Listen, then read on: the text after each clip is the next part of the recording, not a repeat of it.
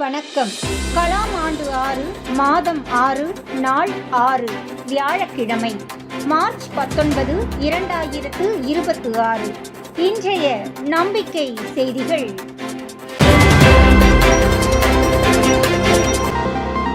எங்கள் ஓட்டு விற்பனைக்கல்ல, தமது வீட்டு வாயில் கதவில் போஸ்டர்.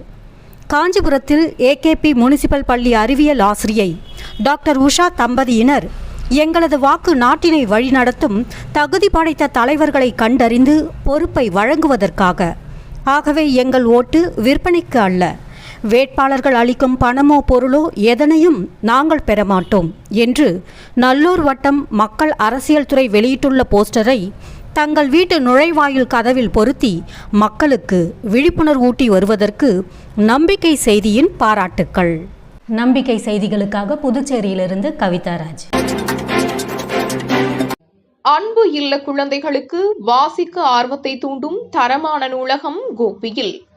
தாம் சிறுவயதில் தங்கி படித்த தற்போது 100 ஆதரவற்ற மாணவர்களுக்கு அடைக்கலம் அளித்து வரும் தியாகி லட்சுமண ஐயர் விடுதியை 3 கோடிக்கும் மேல் நிதியில் அனைத்து வசதிகளும் நிறைந்ததாக புதுப்பித்து சில மாதங்களுக்கு முன் திறப்பு விழா நடைபெற்ற நிலையில் தற்போது அதே போன்று நல்லதொரு கட்டிடத்தை உருவாக்கி அதில் அக்குழந்தைகள் வாசிக்கும் ஆர்வத்தை தூண்டும் வகையில் சிறிய சிறிய அழகான புத்தகங்கள் மற்றும் நல்ல சுற்றுச்சூழலுடன் தரமான நூலகத்தையும் உருவாக்கி வழங்கியுள்ளது.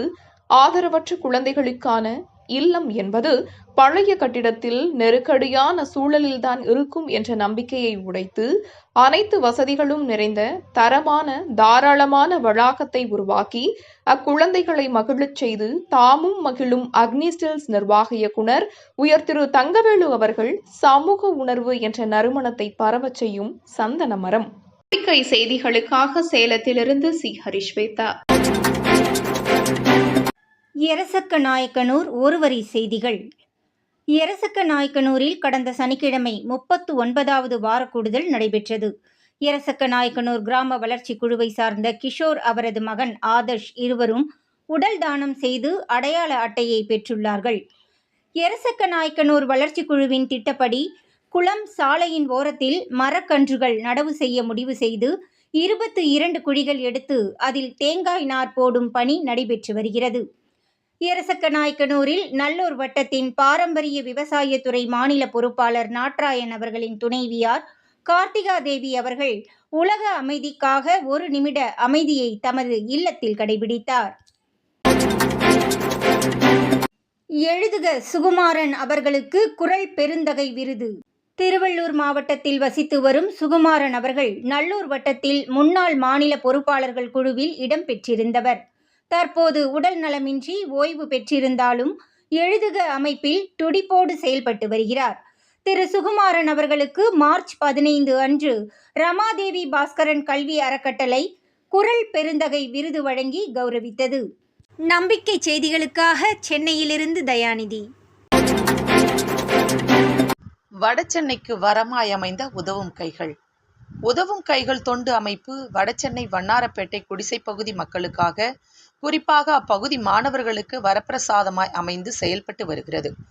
வாழ்க்கைக்கு வழிகாட்டும் திருக்குறளை கூட அர்த்தம் புரியாமல் மனப்பாடம் செய்து 2 மார்க் எடுக்க வழிகாட்டும் இன்றைய கல்வி பயிற்றுவிக்கும் முறைக்கிடையில் உதவும் கைகள் அமைப்பின் நிறுவனர் பகு மாணவர்களுக்கு சிறு சிறு கதைகள் சொல்லி முடிவை மாணவர்கள் சொல்லச் சொல்லி அவர்களை சிந்திக்க தூண்டுகிறார். இது போன்ற சிந்தனை வாழ்க்கைக்கும் வழிகாட்டியாய் திகழும் சக்தி படைத்தது. ஒரு செயலுக்கு பல வகையான முடிவுகள் ஏற்படலாம் என்ற யதார்த்தத்தை மாணவர்கள் உணர செய்கிறார். இந்த பறையை எடுத்து மாணவர்கள் தட்டி பார்க்கும்போது அவர்களுக்கு இசையின் மீது ஆர்வம் தூண்டப்படுகிறது. இதுவல்லவா மாணவர்களுக்கு இன்றைய தேவை. இந்த உதவும் கைகள் அமைப்பின் கலைப்பிரிவு திணைநிலவாசிகள் அதன் 8வது ஆண்டு விழாவினை திருப்பத்தூர் மாவட்டம் ஜவ்வாதுமலை வலசை கிராமத்தில் மார்ச் 28 அன்று நடத்தவிருக்கிறார்கள். அவ்விழாவில் விழிப்புணர்வு நாடகங்கள், சிலம்பம், பறை ஆகியவை இருப்பதாக பகு தெரிவித்தார். நம்பிக்கை செய்திகளுக்காக புதுச்சேரியிலிருந்து ஜூலிதாஸ். 14வது இரத்த தானம். நல்லோர் வட்டம் அமைப்புகள் கள பொறுப்பாளர் வெங்கடாசலம் தருமபுரி அரசு மருத்துவமனையில் பவித்ரா என்ற கர்ப்பிணி பெண்ணின் பிரசவத்திற்காக இரத்த தானம் செய்தார். இது அவரது 14வது இரத்த தானம் என்பது குறிப்பிடத்தக்கது. 11ஆம் வகுப்பு மாணவனின் உணர்வும் பொறுப்பும். சிவகங்கை மாவட்டம் அரியக்குடி அரசினர் மேல்நிலைப் பள்ளியில் 11ஆம் வகுப்பு படித்து வரும் மாணிக்க மாணவர் விஷ்ணு. இவர் சாதனை மாணவர்கள் துறை மாநில பொறுப்பாளர் என்பது குறிப்பிடத்தக்கது.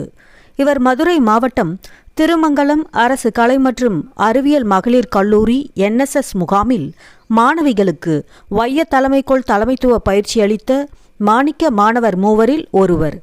அந்த பயிற்சி அனுபவத்தை தமது குரல் பதிவாக பதிவு செய்துள்ளார் விஷ்ணு. மகிழ்ச்சி. விஷ்ணு, சிவகங்கை மாவட்டம். இன்றைக்கி மதுரை பக்கத்தில் கப்பலூர் அப்படிங்கிற ஊரில் கலாம் ஜோதி மாணவர்களுடைய கலந்துரையாடல் நிகழ்ச்சியில் நான் கலந்துக்கிட்டேன். சரியாக இன்றைக்கி காலையில் ஒரு 9:30 மணிக்கு இந்த நிகழ்ச்சி தொடங்கப்பட்டுச்சு.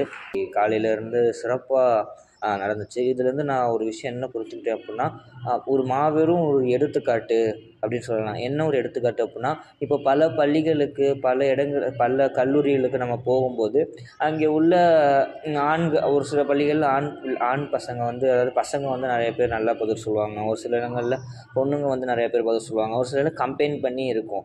இந்த பெண்களாக இங்கே இருந்தாங்க. இந்த NSS கேம்பில் இது ஒரு 6 நாள் கேம்ப் போல். இதில் இன்றைக்கி நம்ம ஒரு நாள் நம்ம ஒரு நாள் இதில் எடுத்து சிறப்பாக இன்றைக்கி பண்ணியிருக்கோம். ஸோ இந்த இடங்களில் இவங்க நம்மளுடைய அந்த உயர்ந்த சித்தாந்தத்தை புரிஞ்சுக்கொண்டு நம்ம சொல்லக்கூடிய அந்த விஷயம், இந்த நோக்கம் அது எல்லாத்தையும் புரிஞ்சுக்கிட்டு அட்டென்டிவாக இன்றைக்கி பதில் சொன்னது எனக்கு ரொம்ப ஒரு வியப்பை தந்த ஒரு விஷயம். அக்கம் பக்கம் அப்படிங்கிற ஒரு செக்ஷன் எடுத்தேன். அதில் கூட எல்லாருமே ஆக்டிவாக இருந்தாங்க. நம்பிக்கை செய்திகளுக்காக புதுச்சேரியிலிருந்து கவிதா ராஜ். இத்துடன் இன்றைய நம்பிக்கை செய்திகள் நிறைவடைந்தன.